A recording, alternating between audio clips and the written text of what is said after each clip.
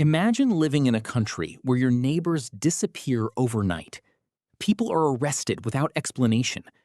Anyone who speaks against the government vanishes. Fear fills every street. Yet millions continue supporting the leader responsible for it all. Not because they are forced, not because they are stupid, but because they genuinely believe they are doing the right thing. History has shown us something deeply uncomfortable. Some of the world's most destructive leaders were not followed by monsters. They were followed by ordinary people. Teachers, workers, parents, students, people just like us. So why does this happen? Why do humans repeatedly place their trust in leaders who spread hatred, violence, and fear? And more importantly, could it happen to us? This is the dark psychology behind why people follow evil leaders. Humans are naturally drawn to certainty. When life feels stable, people think independently. But when society enters a crisis, something changes. Economic collapse, war, political chaos, rising crime. Suddenly, people become desperate for answers, desperate for security, desperate for hope. And that is exactly when powerful leaders emerge. These leaders often present themselves as saviors. They promise simple solutions to complex problems. They claim they alone can fix everything. And in times of fear, certainty becomes more attractive than truth. People don't necessarily follow evil. They follow the promise of safety. History is filled with examples of populations turning toward authoritarian figures during periods of uncertainty. Because when the world feels out of control, people instinctively search for someone who appears to be in control. Fear is one of the strongest forces in human psychology. An evil leader understands this perfectly. Fear narrows our thinking. It makes us focus on survival instead of critical reasoning. Once people become afraid, they become easier to influence. Many authoritarian leaders create a common enemy. Sometimes it's another nation, sometimes a minority group, sometimes political opponents. The message is always the same.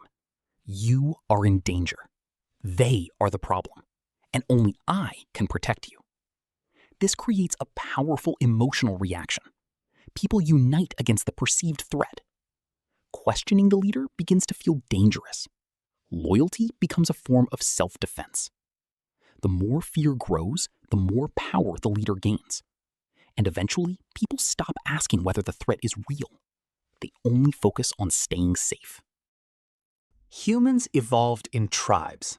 For thousands of years, belonging to a group increased our chances of survival. That instinct still exists today. We naturally divide the world into us and them. Evil leaders exploit this tendency. They convince followers that their group is superior, more moral, more deserving, more important. At the same time, outsiders are portrayed as dangerous, corrupt, or less human. This process is called dehumanization, and it is one of the most dangerous psychological tools ever discovered.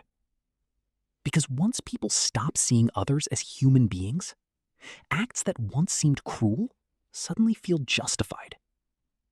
History's greatest atrocities often began with words long before they began with violence. The first step is rarely destruction. The first step is division.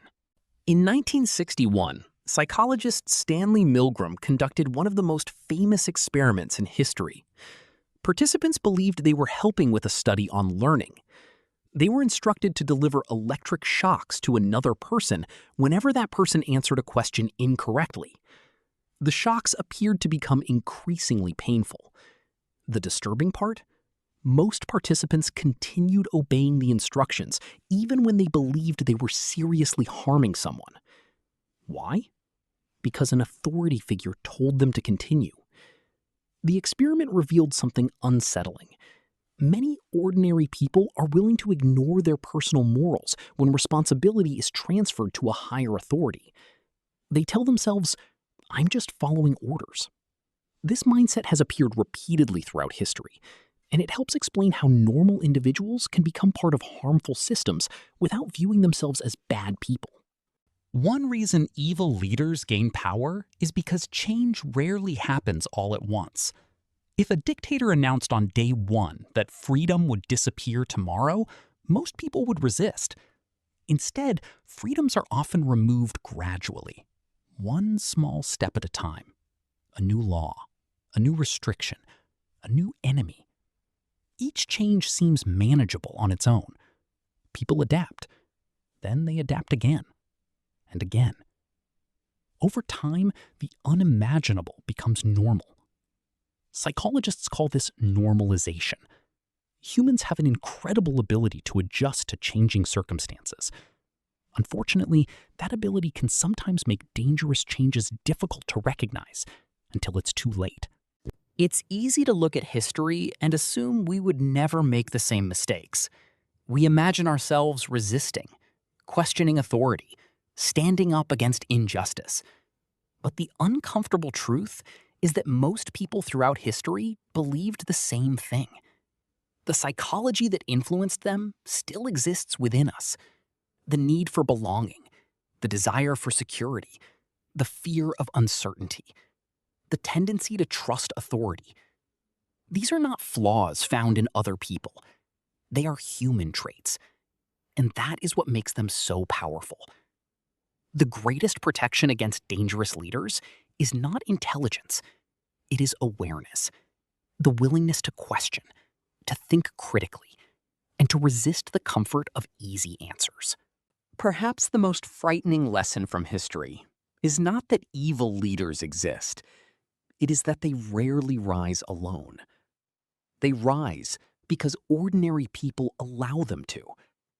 Not through hatred, not through cruelty, but through fear, through loyalty, through obedience, and through the belief that someone else will stop it.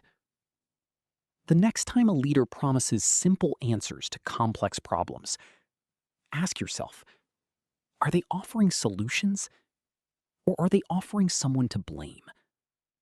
Because history suggests that the difference between the two may determine the future of an entire society. The human paradox. Humanity's greatest strength is our ability to unite, and our greatest danger may be that we unite behind the wrong person.